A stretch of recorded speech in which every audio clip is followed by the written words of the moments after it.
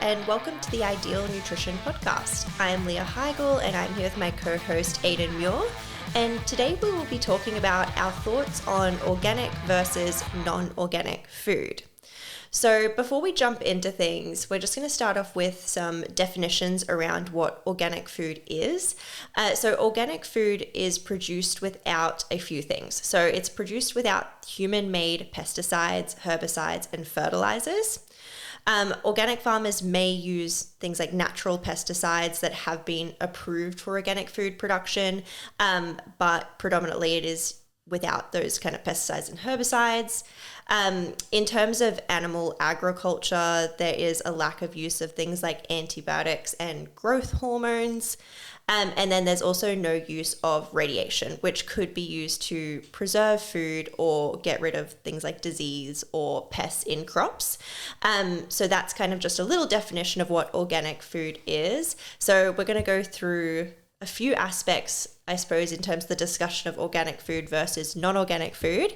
And we'll start with kind of looking at nutrients. Yeah, I think we start with nutrients because although pesticides, I think it's probably the bigger topic. Yeah, like the safety around it. Yeah, I think it's going to be harder to get our heads around pesticides for a few reasons. It's a little bit less clear-cut than nutrients. There's some interesting studies on nutrients with organic versus non-organic showing that, like there's a 2014 systematic review that included 343 studies, and it found that the antioxidant levels of organic produce was 19 to 69% higher than non-organic produce.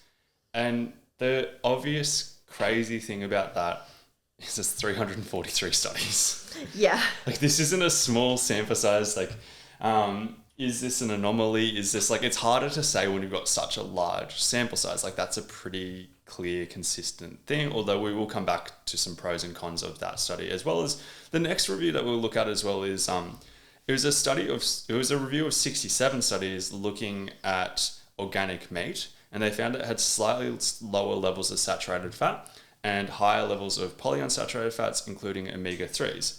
Once again, that's 67 studies, huge amount of research.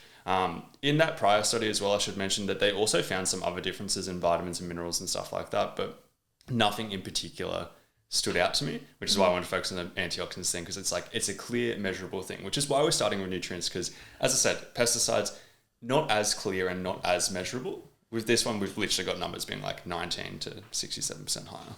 Absolutely. So we're going to get into analyzing, I guess, aspects of those studies and potentially like criticisms around them, things that we can kind of look at and go, I don't know, how important is this? Yeah. So firstly, addressing the organic red meat or the organic meat aspect and talking about omega-3, that study was predominantly looking at red meat. And when we're thinking about omega-3, we're thinking, well, salmon and those oily fish tend to have a higher amount of omega-3, where the amount of omega-3 in your red meats, chicken, that kind of thing is already really, really low. It's like nothing, yeah. It's kind of like nothing. So whilst it is 47% higher in your organic produce, does that really matter? Because it's taking it from barely nothing to slightly more than barely nothing. It's still very low. It's still very low. So it's still not a good source of omega-3 in comparison to things like salmon and other oily fish.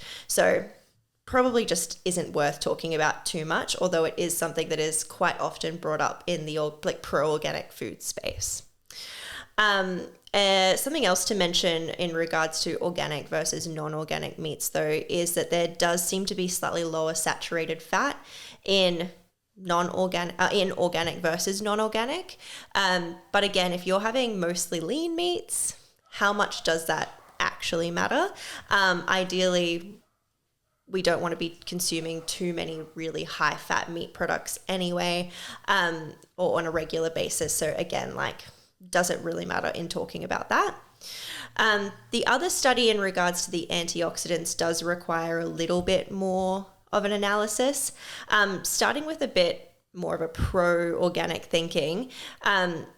Like you said, that is a significant increase in antioxidants. Like that is something that is significant. And again, like you said, that's not a small sample size. There's tons of studies there to suggest that this is something that is occurring in organic food versus non-organic food. But from the other aspect, there are some things that we kind of list about that study that maybe we should be somewhat critical of. So the first thing is that it was funded by an organic farming charity. Not a big issue on its own. Like, the funding for studies has to come from somewhere. That on its own, not a big issue. But when looking at, I guess, the media hype around it and how the authors discussed the findings to the media, it was pretty overhyped, and potentially that's kind of something we can think of as being, I don't know, maybe we'll just how important is this? Maybe we'll have a little think about it. Another aspect is, even though non-organic produce had 4 times higher cadmium levels, does that matter? Yeah, that was something that was listed in the title, the headline of the study mentioned that the cadmium levels were 4 times lower. But the amount that's in non-organic produce it's still considered to be safe. It's considered to be very safe, yeah. So yes, there is less in your organic produce, but there is also what is deemed to be a safe amount in your non-organic. So once again, does it matter? Yeah, it's kind of the opposite of that omega-3 red meat kind of argument, where it's it's coming from a low baseline and as a percentage it's a huge difference, but it's still low. Another thing to think about when looking at this study is that although it is a lot of research and a lot of different studies involved in that analysis, some people questioned whether the antioxidant difference is a natural variation or whether it is something that is nutritionally relevant to the non-organic versus organic discussion.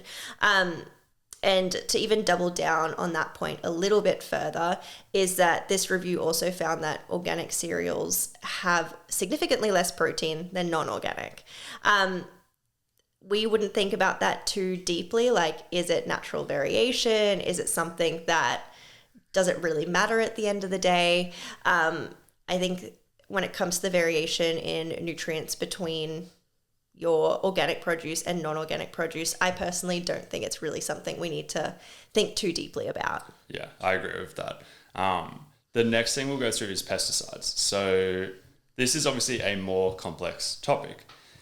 By definition, the amount of pesticides in organic produce should be significantly lower. Some people even challenge that concept a little bit. Every now and then I'll see somebody be well, just because it's organic doesn't mean it's low in pesticides. But statistically speaking, based on this research, it is lower.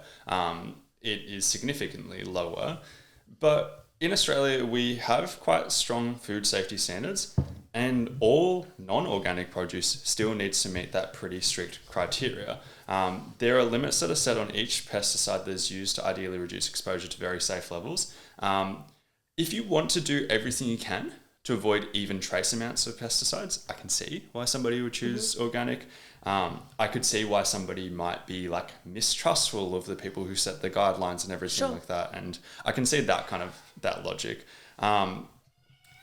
And another thing is that the safe levels of these pesticides, which we're going to talk about quite in detail, but the safe levels are set based on using each pesticide ingredient individually in quite large amounts. We'll go through that process, but what happens if exposure to heaps of them in combination has some form of different effect? That's not tested as thoroughly. So once again, I see that argument, even though when we go through things, you see why the levels are pretty safe, but there is that argument to be made as well.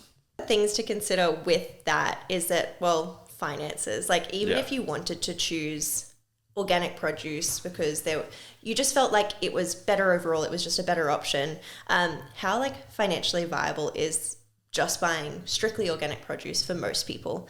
I'd say in this economy, probably not very in 2023. But that's why I want to kind of talk about, I suppose, that the dirty dozen and the clean 15, which is a concept that takes the financial constraints into some kind of consideration and looks at, if you're going to buy organic produce, maybe we could just stick to buying the organic versions of the things that are tend to be higher in these pesticides, and the things that are naturally produced or even in the non-organic space is produced with pretty low amounts of pesticides, doesn't have a lot of pesticide residue.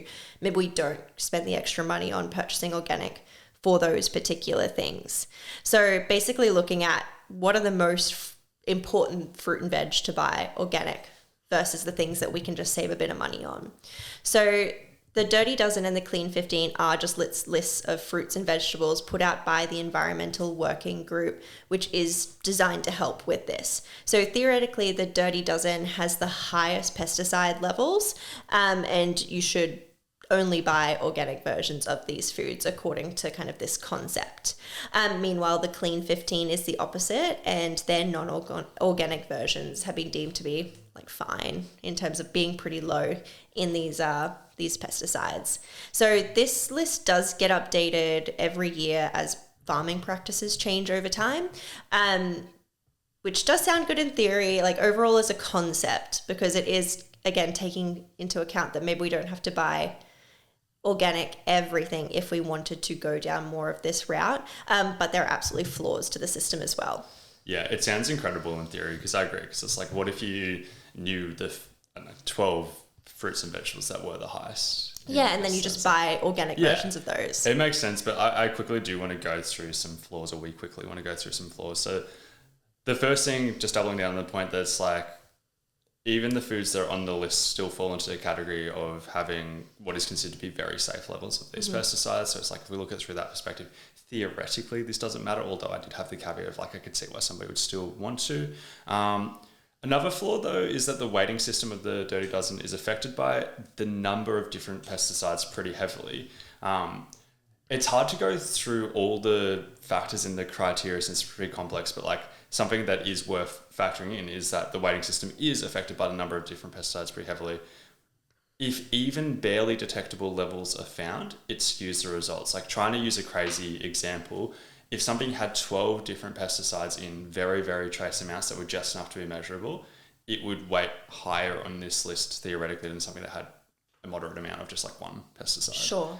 So like, that's another thing to factor in. It does measure both the total amount and it does measure the number of different types, but the weighting system can be skewed because of that. The other thing that this would be, I can see why they've done what they've done, but it's still worth factoring in, is it isn't weighted in comparison to risk or anything like that. They're not looking at it necessarily being like, these pesticides are better, these ones are worse, or anything like that, which would once again be a very hard thing to do, because we are working under the assumption that all of these pesticides they're safe already. So it's like, you can't really be like, this one's worse than this one, when we've already got strict laws identifying what we can and can't use. So it's not weighted in comparison to risk or anything like that, although that would be difficult to do. It's more just measuring the amount of different pesticides and the total amount. But if you go through all of that, you can see some pretty clear flaws in how it's designed. Then you can't really rely super heavily on that because of it. The next thing we should probably touch on coming from that is like, what are the safe levels of pesticides? Like, how is that determined? Yeah. Because that's an important part of the discussion as well, looking into kind of the Dirty Dozen and etc. And even just this like organic versus non-organic discussion in general. So we often see comments from people that are like, no amount of pesticides are safe. Like, they're all terrible. Like, never safe to use pesticides. But like anything, the dose makes the poison.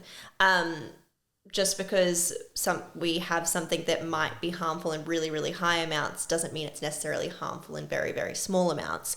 So the dose really matters. And the way that pesticide safety thresholds have been chosen is by finding the level in animal studies where chronic exposure does cause adverse side effects.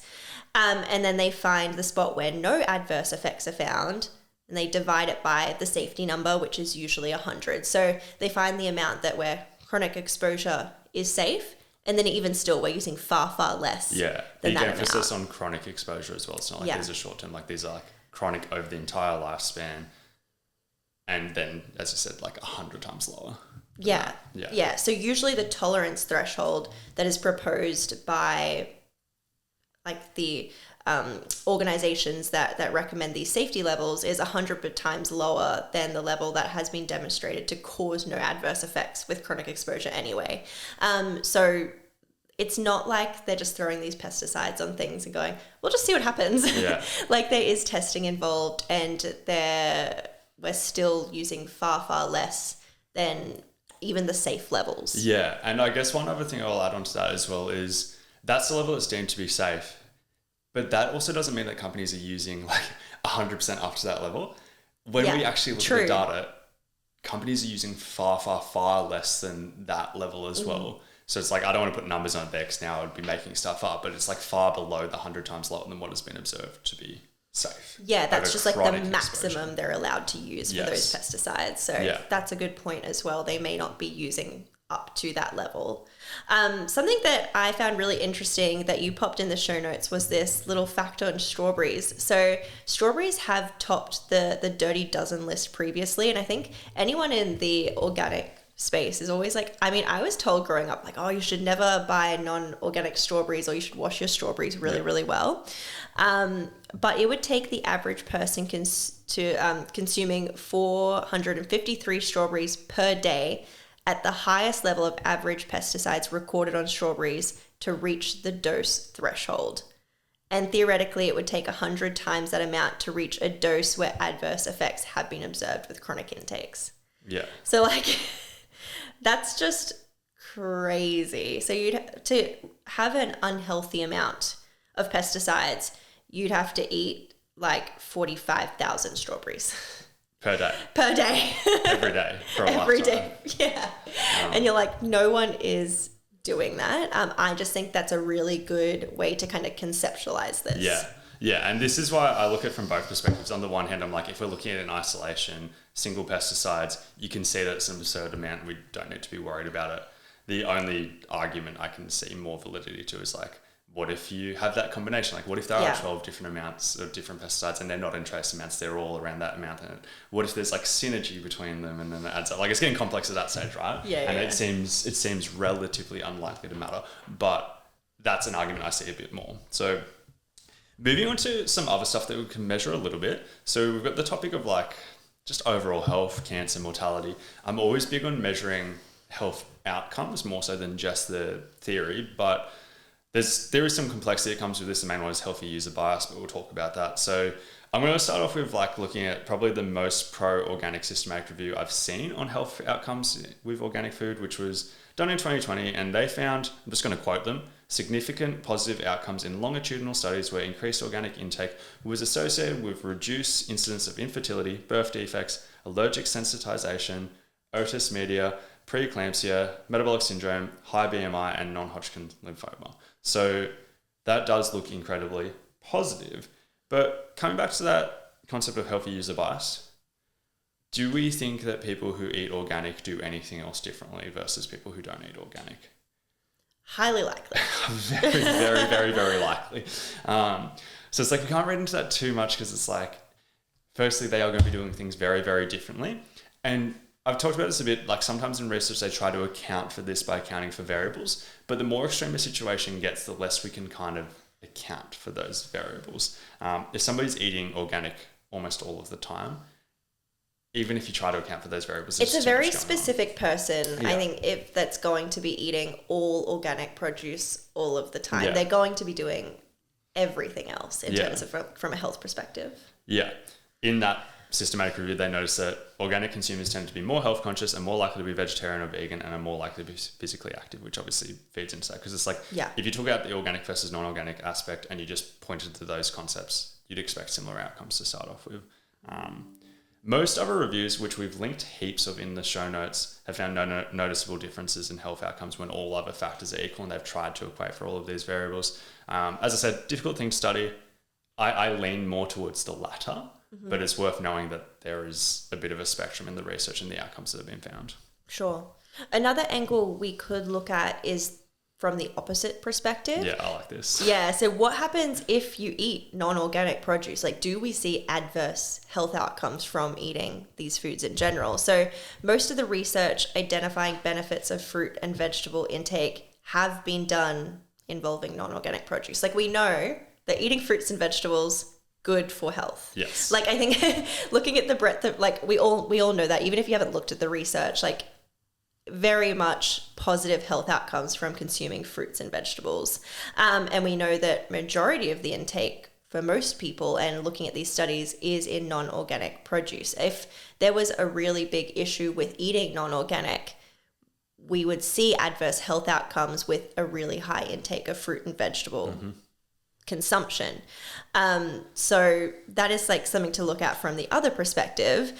So research looking at fruit and vegetable intake on mortality in general found reductions in mortality up to about 800 grams of fruit and veg per day, and reductions in cancer risk specifically topped out around 600 grams per day. So we know fruit and veg intake is good in terms of mortality, cancer risk, heart disease, like everything. A study from this year covering more than 40,000 people found no difference in cancer rates over a 15-year period with organic versus non-organic intakes as well. I think that's like a pretty big thing to mention in terms of like that's a lot of people. And in terms of cancer rates over a 15-year period, there was no difference between organic versus non-organic eaters. And I think cancer is probably one of the risks most people are concerned with. Most people are concerned about cancer. So with the research that we have, doesn't seem to be a big issue. And again, that goes back to the pesticides levels in non-organic food does seem to be safe. And that is something that is kind of rigorously tested. We also know that Australians are pretty crap at eating fruit and veg, just in general. So we know that less than 6% of Australians eat the recommended intake of fruit and vegetables. If we then add on, okay, guys, like you have to eat all this fruit and veg and it has to all be organic, that's just going to make that number worse, I think. Like it's not going to be, we know that increasing fruit and veg intake at a population level improves health outcomes.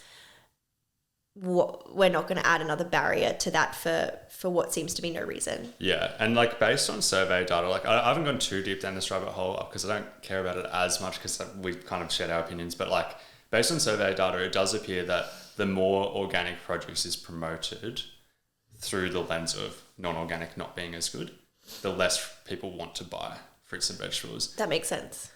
And it's like, that's the one thing we want to avoid. And I guess that's kind of a bit of a summary. Like I want to go through it from, you can tell that I'm trying to, in a way, play both sides. But like, as a bit of a summary, it's a complex topic. I think it's very low on the list of priorities. I think most people should be eating more fruits and vegetables, regardless of whether it's organic or non-organic. And the research we've kind of shared kind of really backs up that point. There are situations where it may matter more than others. Like this is a very broad overview, and it's like, you could go very deep down this rabbit hole and you could come to the conclusion certain pesticides matter more than others. Certain fruits, vegetables, whatever might have more of these pesticides. Maybe this stuff matters. Maybe I personally have a medical condition that this might matter a little bit more for. There's a whole bunch of angles you can look at this from.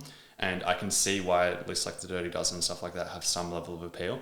I can also see a lot of logic in washing your fruits and vegetables just in general, even though, as we said, pesticides levels are relatively low or safe and everything like that. But it's like, if we can minimize this, it still kind of makes sense to minimize this, particularly when at that stage there's no downside to washing it. And if you have the access and the financial situation where buying organic is not that different to you personally to buying non-organic, I can once again see more logic to buying organic. I just also want to look at it from the other angle, being like, once again, encouraging more fruits and vegetables is a good idea to start off with. This has been episode 101 of the Ideal Nutrition Podcast. If you liked this episode and you haven't left a rating and review, that would be greatly appreciated for you to do so. But otherwise, thank you for tuning in.